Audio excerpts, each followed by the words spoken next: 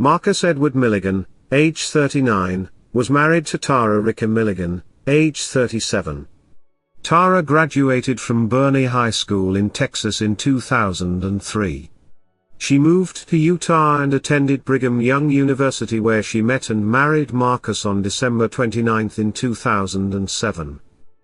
Tara received her bachelor degree in marriage and family human development. After graduating, the couple moved to Texas. The couple had 3 living children: 14-year-old Teresa Milligan, 11-year-old Nora Milligan, and 8-year-old Finn Milligan. Teresa Bridget Milligan was an avid reader, and would spend a lot of her time reading novels and comic books. She was known as being extremely creative and talented.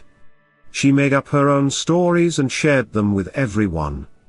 She loved going to drama class, and loved playing the piano and harp.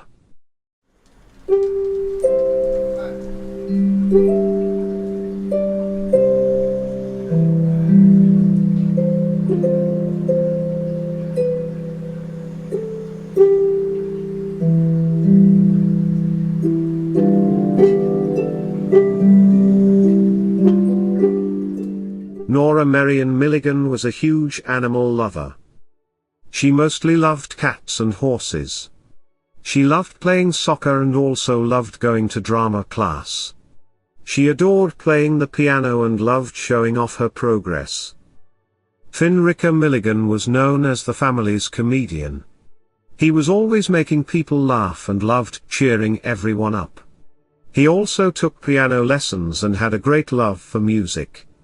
He recently began taking guitar lessons and even began playing the drums. He loved soccer and baseball. The couple had a 4th child, Connor David Milligan.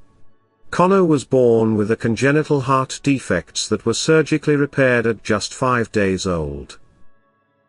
Just before turning 1 year old, it was discovered he had neuroblastoma, but it was caught very early. Surgeons removed a tiny single tumor. Doctors assured Mark and Tara that since this was caught so early, chemo was not needed, and it would not return. However, when Connor turned 2 and after some very odd symptoms, the family took Connor back to the doctor and discovered he had relapsed and was to stage 4 neuroblastoma. It had already spread throughout his body. Connor went through numerous rounds of chemotherapy, but in the end his little body gave out. He passed away on September 3 in 2019 at only 3 years old. When Connor passed away, the family was devastated but determined to move forward. So they purchased a new home in Elk Mills, Maryland. The home was located in a cul-de-sac on Hebron Court, and backed up to a wooded area with horses. Elk Mills, Maryland is located about 60 miles northeast of Baltimore and 20 miles southeast of Wilmington, Delaware. Teresa, Nora and Finn were all homeschooled by Tara, and the children took some classes from their church where all members of the family were active members, the Church of Jesus Christ of Latter-day Saints. The family had 5 cats and a dog. On September 9 in 2022, Marcus shot his wife Tara, then shot Teresa, Nora, and Finn. At 9:20 a.m., with no emotion in his voice, he called 911 and reported that his wife and children were dead, then hung up. The dispatcher made several attempts to reach back out to the caller, but those calls went unanswered. Police were dispatched to the scene, where they found Finn inside the garage dead with a gunshot wound. Inside they found Teresa dead on the first level of the home. Upstairs they located Marcus and Tara dead in the bedroom. A gun was found next to Marcus's body. Nora was found in her bedroom dead. All died from gunshot injuries. None of the family's pets were harmed. Officials called animal control to come take the animals away from the home. Authorities said they would attempt to contact family to take control of the pets. If that fails, they will reach out to the community.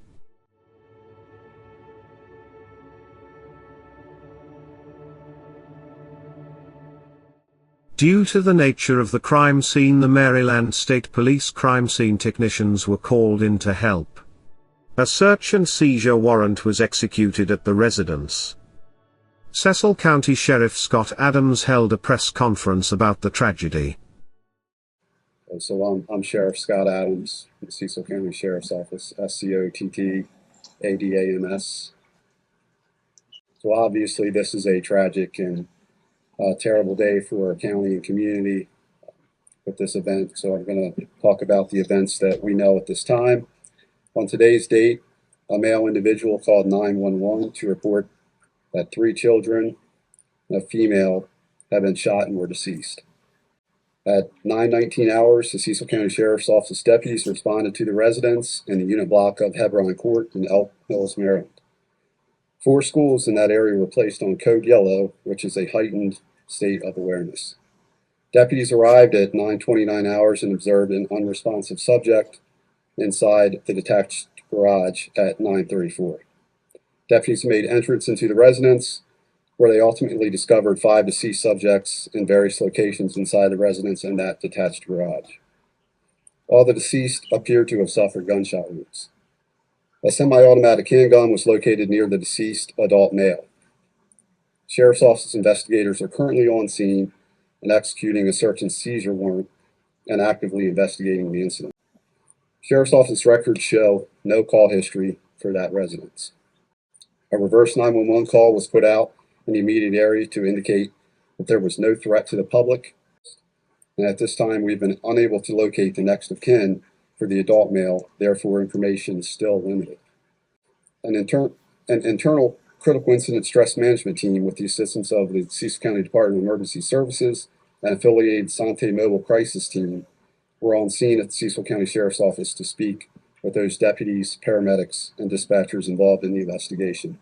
And we greatly appreciate that assistance and all the assistance and all the calls and prayers and offers from allied agencies that I've received already this morning. So we do have our own CISM team that's activated and has already started initial briefings with deputies that were first on scene. We have Department of Emergency Services CISM teams that are assisting us as well. And other agencies have called. Lieutenant Mahan, who is up here, is in charge of our CISM team, so he's been in contact, and I know we've had several offers, correct, from other agencies and nearby agencies to assist with that. Again, it's a horrific day, and I know everybody's prayers are appreciated. My phone hasn't stopped ringing from people concerned about this and upset about this, and again, there's not a public safety concern as far as it going outside of this, so the community is, there is none of that concern. It's grief is what it is at this point. Anytime you have a loss to these levels, any loss is terrible, but a loss to this level, which is not a common thing, and certainly not a common thing here in Cecil County, it's tragic and terrible, and it takes a long time for people to process. So it's my first message is safety is fine. We're not concerned with that outside of this, and then prayers for anybody involved in this who responded or may still have some involvement with this. Get further information, we will certainly release that when we have it. Thanks for coming in. Tara's sister Aisling Rika Mella left a message on social media reading, "We got devastating news this morning. My sweet baby sister Tara Rika Milligan, my precious nieces Teresa and Nora, and my little nephew Finn were murdered in their home in Maryland. Our hearts are shattered. Teresa, Nora, and Finn deserved to grow up. We grieve too for Tara's husband Mark. Mental health is important, and so very difficult to navigate and understand. Please keep our family and Mark's family in your prayers as we navigate this tragedy. We are so very grateful for the gospel of Jesus Christ and the promise of eternity. We know Tara is having a beautiful reunion with Connor, and while we ache for them here on earth, we know they are at peace and with our Savior. Services are pending and will be shared when they are arranged." A close family member who wished to remain anonymous told reporters that he knew the family for nearly a decade. He said both Mark and Tara had been struggling emotionally since the loss of their son Connor a little over 3 years before the murder-suicide. He told the reporter that Marcus was a good and godly man. He said, he loved his family with everything he had, so to say we were shocked is an understatement. I don't know the full details of the events that had taken place, but I do know that Mark would never act with malicious intent.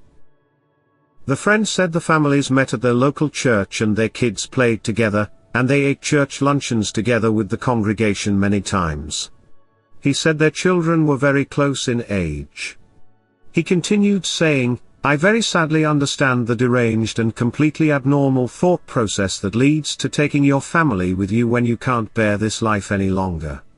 Suicidal thought processes are nowhere near sane or logical. I'm just trying to help all who love this family make sense of an insensible tragedy. The love and light this family brought not only to our congregation, but their neighbors and community is amicable. This family will be dearly and sorely missed, and I hope and pray that both Mark and Tara's family are wrapped in love and comfort during these dark times. Family friend Alicia Minter wrote, I don't understand. My words fail me as I type this post. When we moved to Maryland, Mark and Tara were one of the first families we met. The light they and their beautiful children brought in, you immediately fell in love. Watching them from the church pews, smiling and laughing. Having dinner and lunch dates with the family was the highlight of our day. Connor was diagnosed with cancer around the same time Claire was diagnosed with a rare genetic disorder. Tara and I spoke a lot about our babies and the hardships that would soon follow, but I never ever thought this would be the end of their loving family. Tara held my hand many times and I hers. Connor fought a hard and long battle and earned his wings all too soon. I know that the reunion is a beautiful one for this family. Please I beg of you all, if you are having these thoughts, call someone, anyone. This tragic loss of life is preventable. Mark, I'm sorry that we as a congregation failed you in these dark times. I'm so sorry that you felt this was the only way out of it. Tara and the children should be alive today. They didn't deserve this. Mark should be alive today. You didn't deserve this either. I'm heartbroken. This family should still be here. We need to do better about checking on one another, and making sure they are okay. Mental illness is a debilitating disease that affects the entire family. Please heed this warning, and check on your kin, and your friends, especially when they go quiet. Gary Ricker, Tara's brother said. Tara recognized there wasn't going to be enough change to sustain a healthy relationship and was considering leaving. I wish she had. Wish they'd escaped the monster, Marcus Milligan. I miss and love you, Tara, and all the children. Ricker posted on Facebook how upset he was when he attended his sister's funeral. He said they spent too much time memorializing and praising Marcus Milligan, the murderer of my sister and her children. A perpetrator of family annihilation. His family and friends are continuously trying to excuse and justify his actions. Truly disgusting. He is a monster. He said the comments made by the bishop of Tara's local congregation was sickening and horrific to listen to. Ricker said the bishop said not to judge how and why. Ricker said we know exactly how and why. Marcus was evil and he slaughtered my sister and her children. He continued saying, stop defending a violent, domestic abuser. Stop supporting an evil man. Marcus deserves no memorialization. It's so infuriating. What other types of murderers get this sort of praise? Who's going around trying to memorialize Jeffrey Dahmer or Ted Bundy and talking about how kind they were to other members of the community? But a guy kills his entire family and everyone wants to talk about him like he's part of the tragedy. No. He is the cause of the tragedy. He's the evil. Tara and the children are the victims of his violence. Remember them? Don't disrespect their memory by trying to honor their killer as well. Funeral services were held on September 24 in 2022 at 10 a.m. at the Church of Jesus Christ of Latter-day Saints in Burney. Most experts in criminal behavior agree that perpetrators of family annihilation are often trying to spare their families from a tragedy or shame, either imagined or real. Dr. Stephanie Leitch, a psychologist in Hartford, said, "I always want to ask, what was the problem and why did they decide that killing the family was the best solution? They're trying to fix a problem and the really horrible solution they've come up with is to kill their family. They decide that they're going to take the matter into their own hands." She continued saying, "It's at the moment they feel they are losing that control that they have the brilliant idea that the only thing to do is to kill them." Dr. N.G. Beryl, a forensic psychologist and director of New York Forensic, said in these cases there are several different reasons why people will commit a mass murder of their own family, including spouse and children. One obvious reason is that the person is suffering from some sort of psychosis. He continued saying, "The goal is to spare the family all these assaults to their sense of well-being and their sense of normalcy. It reflects very distorted thinking and very strained and depressive type thinking, and desperation culminates in this kind of terrible act. In some cases it's the loss of control. The person believes they are losing their masculinity. These perpetrators are usually in heterosexual relationships and have skewed perceptions of the family dynamics. In other cases where there's no prior domestic violence, then experts believe the person is repressed and often depressed." Marcus Edward Milligan murdered his wife and children, then committed suicide. It's unclear what motivated this man's horrible actions, but it's possible she may have been contemplating leaving. It's one thing to take one's own life, but to kill your entire family too is unthinkable. It's a shame that these 3 beautiful children died at the hands of their own father. What would drive a man to such actions? This family went through the terrible tragedy of losing their youngest child to cancer. Could it be he couldn't get over the loss? One would think he would treasure his remaining children and guard them with his own life. No matter the reason, innocent lives were taken far too soon. May Tara, Teresa, Nora and Finn all rest in peace. This video's scavenger hunt clue is the letter U like uniform. That concludes this episode. Keep your eye out for the next volume, coming soon. If you enjoyed this video, consider subscribing. Thanks for watching.